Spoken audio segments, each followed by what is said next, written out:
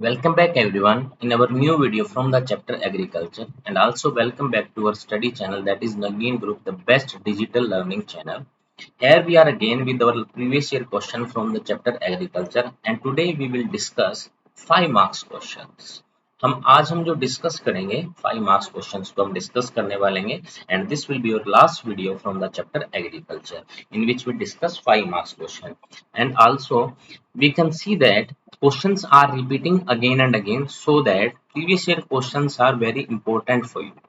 Because अगर आप important questions की तरफ देखना चाहेंगे तो इंपॉर्टेंट क्वेश्चन प्रीवियस ईयर से ज्यादा इंपॉर्टेंट कहीं नहीं होते, बिकॉज उनके चांस होते हैं कि वो बार बार रिपीटेड हो रहे हैं तो दोबारा भी आपके आ सकते हैं. तो इसीलिए आपने 3 मार्क्स के क्वेश्चंस को किया है, तो आप प्लीज इन क्वेश्चंस को भी कीजिए, 5 मार्क्स के क्वेश्चंस को. और इसमें जो 3 मार्क्स के क्वेश्चंस आए हैं वो भी इसके अंदर इंक्लूड जरूर होंगे, जो कि रिपीट होके और उनको आपको 120 वर्ड्स में लिखना होगा, because words are limited in 3 marks question. 3 marks question में वर्ड क्या होते हैं, लिमिटेड होते हैं, तो उनके लिए आपको क्या करना पड़ेगा, आगे देखना पड़ेगा. देखिए नेक्स्ट क्वेश्चन आता है आपका 5 mark question. The Government of India has introduced various institutional and technological reform. You can see from the question number 25. It is also the same question, because describe the institutional and technical change, and government has introduced various institutional and technological reform to improve agriculture in 1980s, 1990s. The same question है, so you can see that question will come in 25 in CBSE 2014, again in 2015, again in 2015, again in 2018. Same question 5 times. So you can say what is the degree of importance of these questions. कितने important ये question होंगे जो 5-6 साल बार मतलब बार बार repeat हो रहा है, बार बार repeat हो रहा है. तो इन क्वेश्चंस के क्या बेटा इंपॉर्टेंस बहुत ज्यादा है. तो बच्चों जो आपकी लास्ट वीडियो थी इन विच वी डिस्कस, जहाँ पे हमने डिस्कस किया था what are the institutional and what are the technical changes, so you can see that video and then again practice this question. This is the most important question of the chapter agriculture. ये question इससे ज्यादा important कोई भी question नहीं है. तो जो हमने क्वेश्चन में पढ़ा था वही क्वेश्चन यहाँ पे रिपीट होगा. दैट्स व्हाई मैं थोड़ा सा जल्दी करने की कोशिश करूंगा ताकि ये क्वेश्चन हम बार बार पढ़ चुके हैं. In the 1980s and 1990s, a comprehensive land development program was initiated. एक comprehensive मतलब टुगेदर एक लैंड डेवलपमेंट प्रोग्राम चलाया गया था, जो लंबा चौड़ा खासा था बिल्कुल. उसमें बहुत सारी विशेषताएं थी, and included that's why comprehensive both institutional as well as technical reforms. उसके अंदर आपको इंस्टीट्यूशनल रिफॉर्म भी देखने को मिले और टेक्निकल रिफॉर्म्स भी देखने को मिले. And what are these reform? Provision for crop insurance against, we can read previously these questions को हम पढ़ चुके हैं बेटा, हम पीछे इस क्वेश्चन को पढ़ चुके हैं. Provision for crop insurance against draft, flood, cyclone, fire and disease establishment of Grameen Bank for providing loan facilities to the farmer at lower rate of interest were some important step in that direction. There are 2 points which are included in point B. That is provision from crop insurance against drought, flood, cyclone and fire, and also disease establishment of Grameen Bank for providing loans. बेटा तो provision निकाले गए crop insurance के लिए against drought के आ गया, flood के आ गया, साइक्लोन के आ गया, फायर के आ गया और डिजीज के.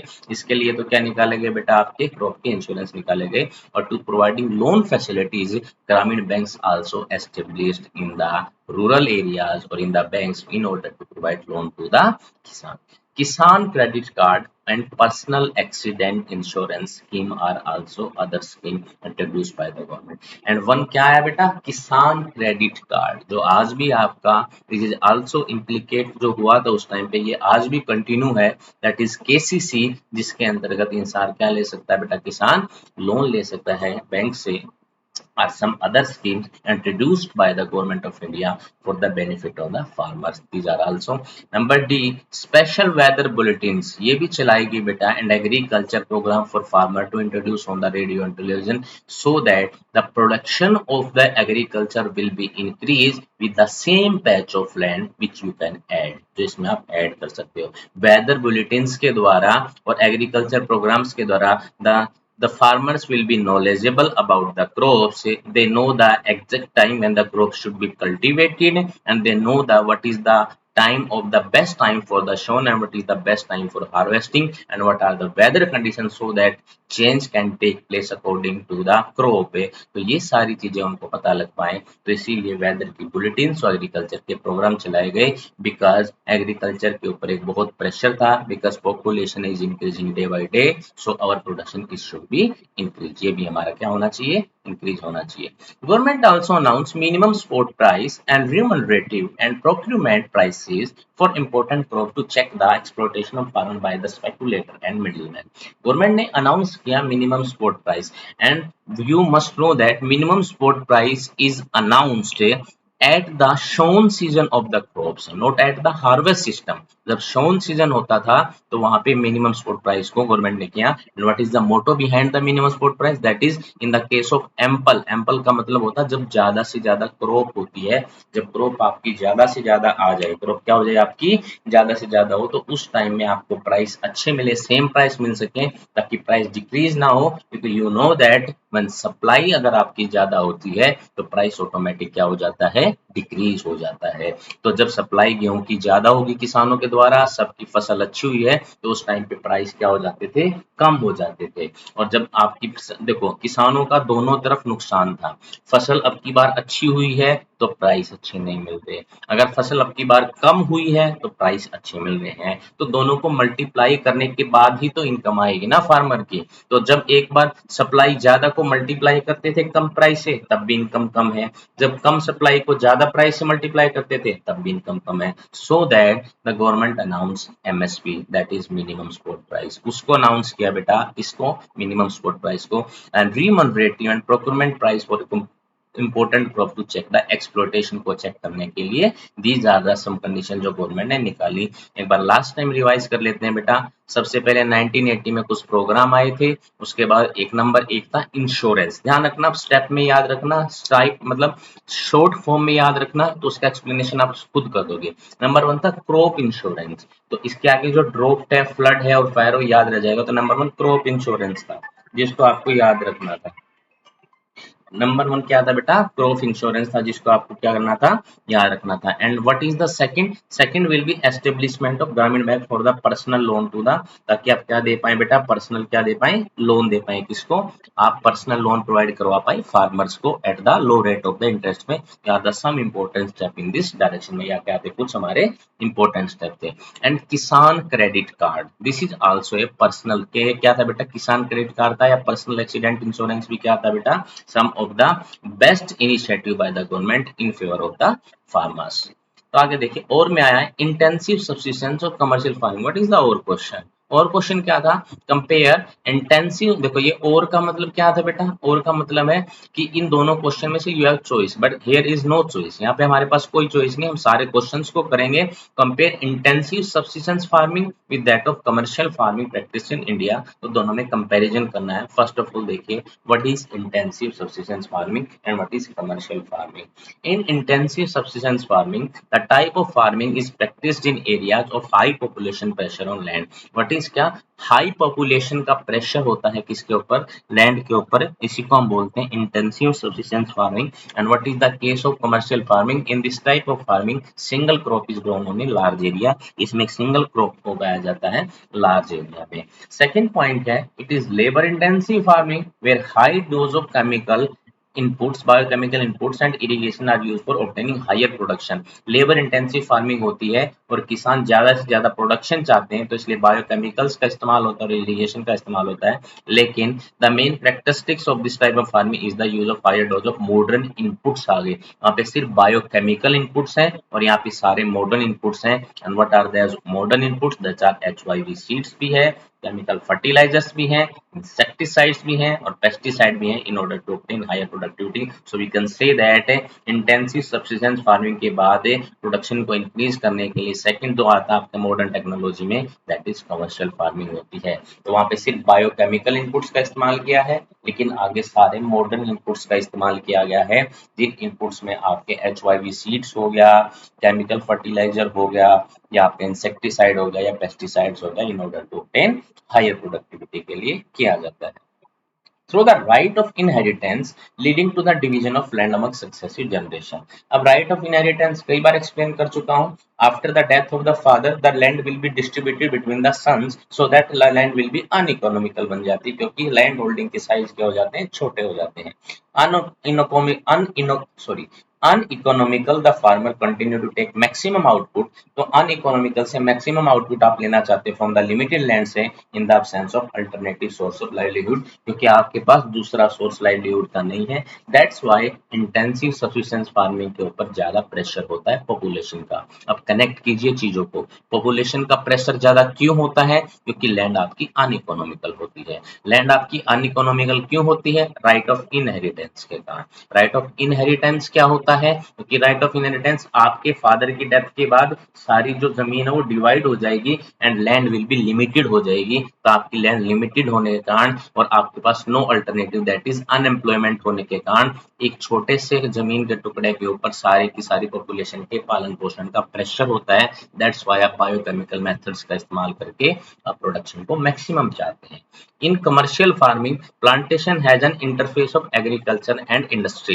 कमर्शियल फार्मिंग में प्लांटेशन क्या होती है बेटा? इंटरफेस किसका होती है बेटा? एग्रीकल्चर का और इंडस्ट्री का. क्यों होती है? क्योंकि कमर्शियल फार्मिंग में क्या होता है? इंटरफेस के बारे में सुनिए, मैंने ये वीडियो में भी एक्सप्लेन किया था. इंटरफेस का मतलब है मॉडर्न इनपुट्स के लिए, फर्टिलाइजर्स के लिए, पेस्टिसाइड्स के लिए और दूसरी टेक्निक्स के लिए जो एग्रीकल्चर कमर्शियल फार्मिंग करता है वो इन सब चीजों को कहां से? इंडस्ट्रीज से परचेज करता है, मींस पे करता है. लेकिन अब एग्रीकल्चर जो कमर्शियल फार्मिंग वाला होता है अपनी जो प्रोडक्शन हुई है उसको रॉ मटेरियल को इंडस्ट्रीज को देता है, तो इंडस्ट्रीज हमारे एग्रीकल्चर वाले को पे करती है. तो एक टाइम पे आपको इंडस्ट्रीज पे कर रही हैं और एक टाइम पे एग्रीकल्चर जो कर रहा है कमर्शियल फार्मिंग वाला किसान पे कर रहा है. तो दोनों के दोनों एक दूसरे के ऊपर क्या होते हैं? डिपेंडेंट होते हैं. That's why we can say that commercial farming and industries का क्या है? इंटरफेस है. और we can say that both are interdependent, एक दूसरे के ऊपर डिपेंड करती हैं.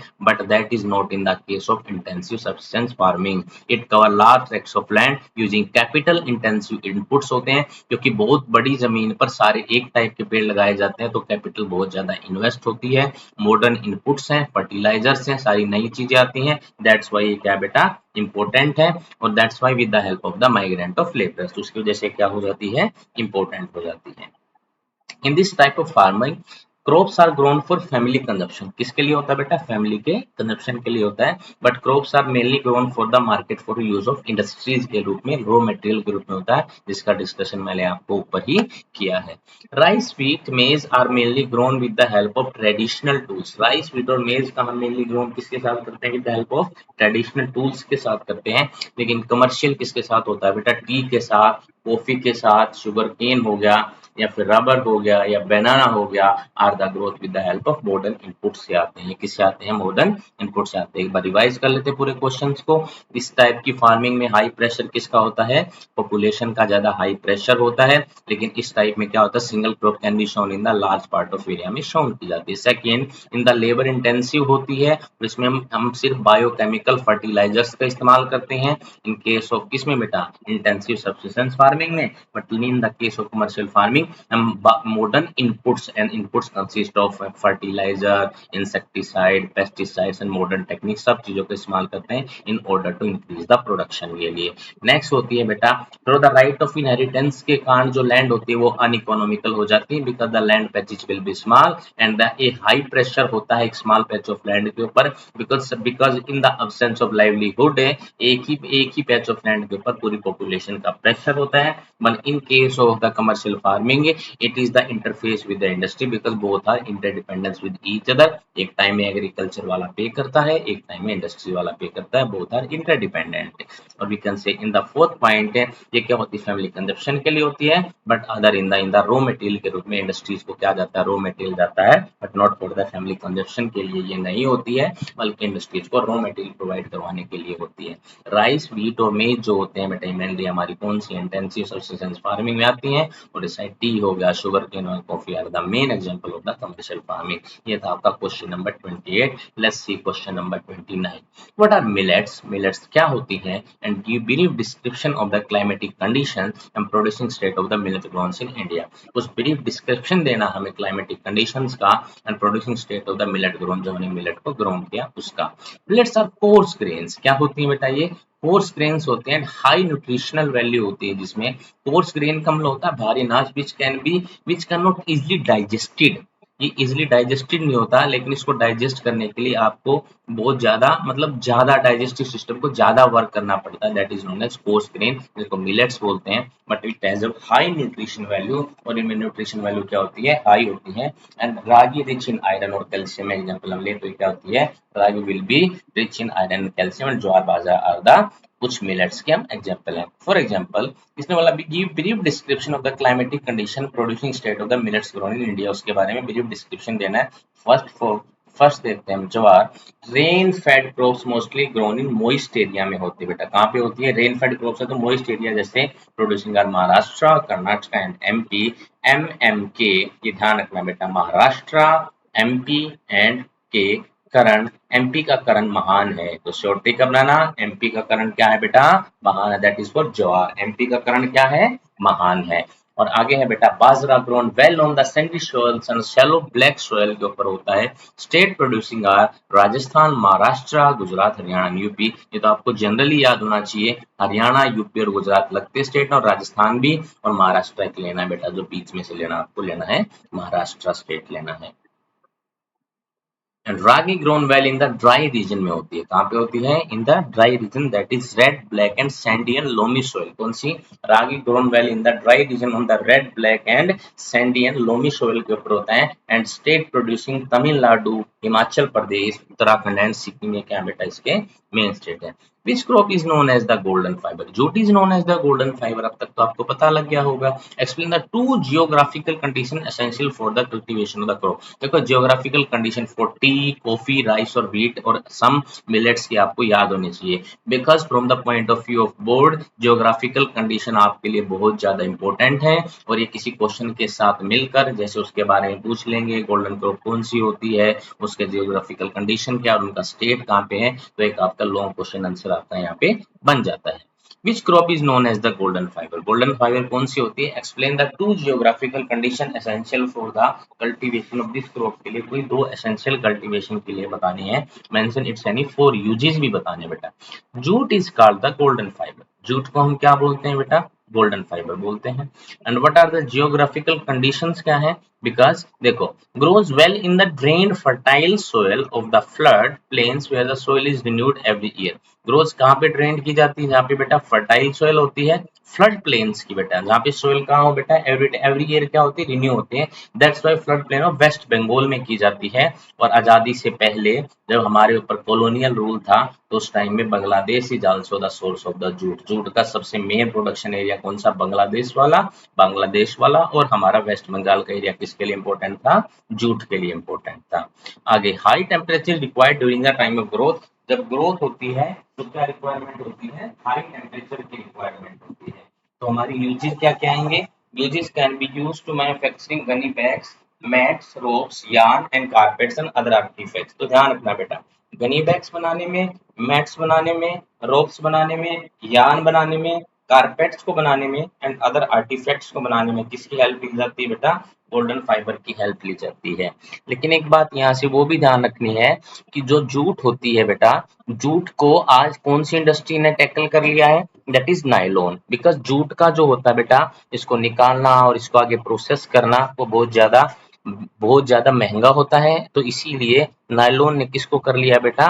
नायलॉन ने किसका प्लेस ले लिया? जूट का। तो गनी बैग्स या हमारी रोप्स वगैरह या कारपेट्स वगैरह बनाए जा रहे हैं, तो किसकी हेल्प से बनाए जा रहे हैं बेटा? नायलॉन की हेल्प से बना रहे हैं। तो नायलॉन इज द इंडस्ट्री जिसने किसको टैकल कर लिया? हमारी जूट की इंडस्ट्री को टैकल कर लिया है। नेक्स्ट देखते हैं। Name any four oil seed produced in India. Explain the importance of oil seeds in our day-to-day life। हमारे चार यानी ऑयल सीड्स के बारे में बताना है, तो हमारे प्रोड्यूस किए जाते हैं कहाँ पे? इंडिया में, and explain the importance of oil seeds in your day to day life में उसका क्या बताना है, इम्पोर्टेंस भी बताना है। देखिए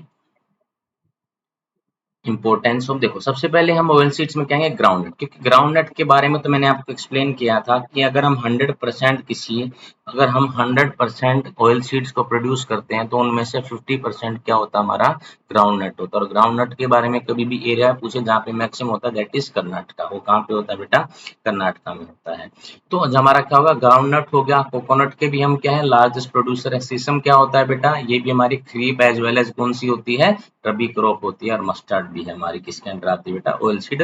और सोयाबीन और सनफ्लावर, दीज आर एडिबल भी होते हैं, जिनको हम खाने में भी इस्तेमाल करते हैं। And these are also used in the, जो ऑयल सीड्स हमारे कहाँ पे, जो इंडस्ट्रीज होती है ना हमारी, जैसे कॉस्मेटिक की इंडस्ट्री है या कोई हमारी कॉस्मेटिक से रिलेटेड इंडस्ट्री, तो वहां पे भी इनका इस्तेमाल किया जाता है। Most of these are edible in the form of oil. क्या होते हैं बेटा ये, देखो यहाँ पे पूछ, explain the importance of oil seeds in your day to day life में बताना है। Most of these are edible in the form of oil and used as raw material for manufacturing paints, varnishes, soaps and perfumes. Oil cake is used as cattle feed. किसका oil, oil नहीं आएगा बेटा, ये किसका oil आएगा, ये cotton seed oil आएगा। यहाँ पे cotton seed oil used as cattle feed के रूप में भी इस्तेमाल किया जाता है। Oil cake is also used as fertiliser and cattle oil, sorry cattle बोल रहा हूँ यहाँ पे, cotton oil cake is also used as fertiliser. किसके रूप में इस्तेमाल किया जाता है बेटा, ये फर्टिलाइजर के रूप में भी इस्तेमाल किया जाता है। लेकिन यहाँ से आपको ध्यान रखना 5 मार्क्स का क्वेश्चन है, तो थोड़ा सा और बताइए, ग्राउंड नट के बारे में बता दीजिए। ग्राउंड नट के हम क्या है बेटा, हम प्रोड्यूसर ज्यादा करते हैं, 50% of the total production of the oil seed is of groundnut. And coconut के हम क्या है बेटा, लार्जेस्ट प्रोड्यूसर्स भी हैं। तो ये हमारे कुछ थे, name any 4 oil seed produced in India, explain the importance of oil seeds in our day to day life में आएगा। क्वेश्चन नंबर 32 देखते हैं। टोटल क्वेश्चंस कितने बेटा, टोटल क्वेश्चन आपके हैं 48। तो हम 48 क्वेश्चन तक करेंगे बेटा इनको, तो आप बने रहिए वीडियो के साथ। तो जो क्वेश्चन रिपीट होगा उसको हम छोड़ देंगे और जो सा क्वेश्चन रिपीट नहीं होगा उसको हम करते रहेंगे। देखिए, mention 2 geographical condition required for the growth of maize crop in India. India में मेज क्रॉप जो है बेटा, उसमें 2 जियोग्राफिकल कंडीशन बताती हैं required for the growth of maize crop के लिए। Describe any 3 factor which have contributed to increase in the maize production. And 3 factors बताने हैं which have contributed to increase in the maize production में आने बेटा।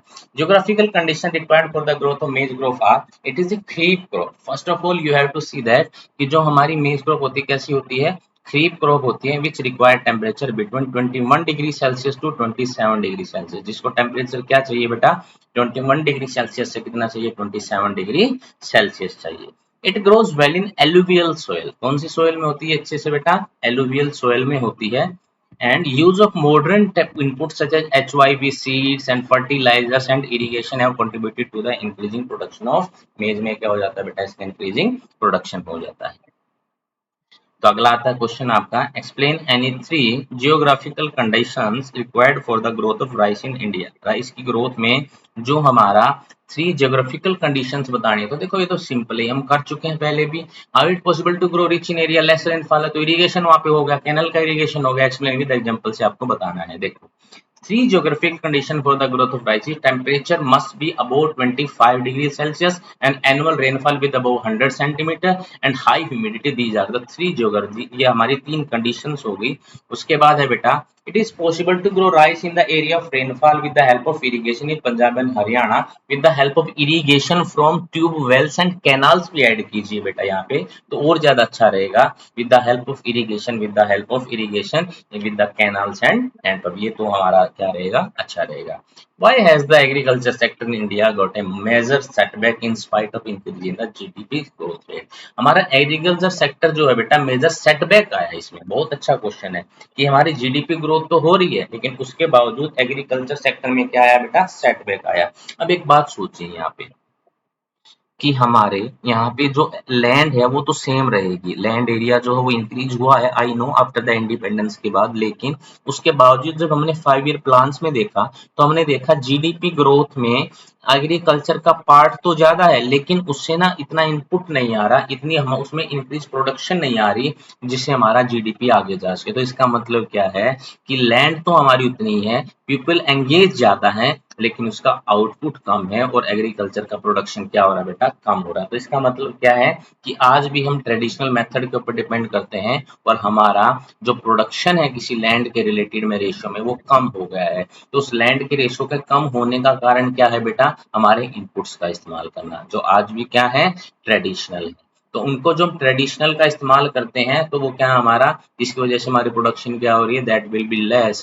सो in order to increase the production in the agriculture sector we have to adopt modern techniques. तो हमें किसको इस्तेमाल करना पड़ेगा, मॉडर्न टेक्निक्स को इस्तेमाल करना पड़ेगा। तो व्हाट इज द प्रॉब्लम, तो प्रॉब्लम ये है कि जीडीपी की ग्रोथ होने के बाद एग्रीकल्चर का सेटबैक आ रहा है, सेटबैक के पीछे चलाता जाता जा रहा है, जहाँ पे तो इसका मेन कारण क्या, तो उसके बारे में इस क्वेश्चन का आंसर देना है। तो क्वेश्चन का आंसर क्या होगा, more and more land is used for construction of factories, warehouses and shelter which reduce the land under cultivation. More and more land का हम इस्तेमाल करने किसके कंस्ट्रक्शन में बेटा, फैक्ट्रीज में, वेयरहाउस में, शेल्टर में, which reduce the land under cultivation. अब लैंड को जो आपका अंडर एग्रीकल्चर आती थी, अब अर्बनाइजेशन हो रहा है, अर्बनाइजेशन के साथ इंडस्ट्रियलाइजेशन हो रहा है, तो लैंड भी कम हो रही है। मीन्स लैंड के ऊपर क्या बनाए जा रहे हैं बेटा, लैंड के ऊपर घर बनाए जा रहे हैं, लैंड के ऊपर इंडस्ट्रीज का निर्माण हो रहा है, इन सब चीजों का निर्माण हो रहा है। That's why land under cultivation कम हो रही है। तो लैंड अगर अंडर कल्टीवेशन कम हो रही है तो प्रोडक्शन भी क्या हो रहा है, कम हो रहा है, और प्रोडक्शन कम हो रहा है तो इसका जीडीपी में सेटबैक ऑटोमेटिक हो जाएगा। तो जितना पार्ट हम प्ले कर सकते थे जीडीपी में उतना नहीं कर पाएंगे, because production will be less due to the decrease in the land for cultivation.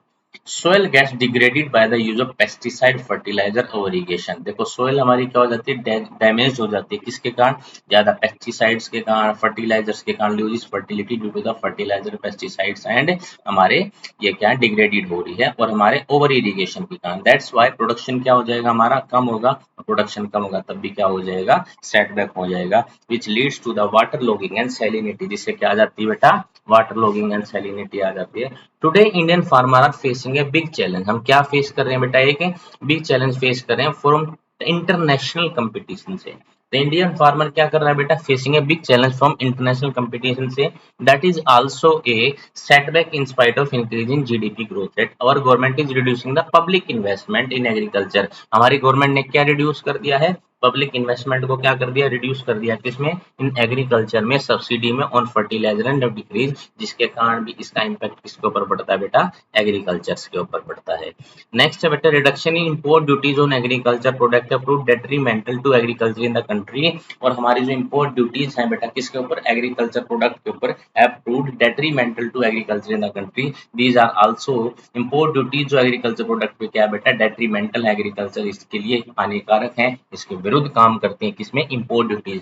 When we import something for the agriculture product that also come under the duties of the government, it has also negative impact on the agriculture. So these are the some 5 reasons we can say that this is the setback in spite of increase in the GDP rate, ये हमारा setback हो रहा है। What are the climatic conditions required for the rice, ये हम बार बार पढ़ चुके हैं, फिर भी एक बार रिवाइज कर लेते हैं। खरीफ क्रॉप है, हाई टेम्परेचर चाहिए, above 25 degree Celsius, annual rainfall above 100 centimetre चाहिए, एरिया ऑफ लेस रेनफॉल में हेल्प ऑफ इरिगेशन से कर सकते हैं। It is grown in the plains of north and eastern state में होता है बेटा, coastal areas in the deltaic region में होता है। और development of dense network of canal irrigation and tubewells have made possible to grow rice in the areas of less rainfall such as Punjab and Haryana. ये हम बार बार पढ़ चुके हैं तो इसीलिए मैंने इसको जल्दी जल्दी करवा दिया, एक बार और रिवाइज करवा देता हूँ। High temperature about 25 degree Celsius चाहिए, rain will be about 100 centimetre चाहिए, the areas where rainfall is not possible then rice can be grown with the help of the irrigation system with the help of canals and the tube wells, and it is the grown in the plains of northeastern India, coastal areas in the delta region. I think सारे question करेंगे तो video कुछ ज्यादा लंबी हो जाएगी, that's why आज हम यहीं पर रुकते हैं, और अगले जो पार्ट होगा बेटा आपका PYQ का, उसमें हम 35 से आगे के क्वेश्चन करेंगे। Thank you very much, have a nice day to see this class, thank you very much. अब हम अगली क्लास में मिलते हैं जिनमें हम 35 से आगे के क्वेश्चन करेंगे। Have a nice day.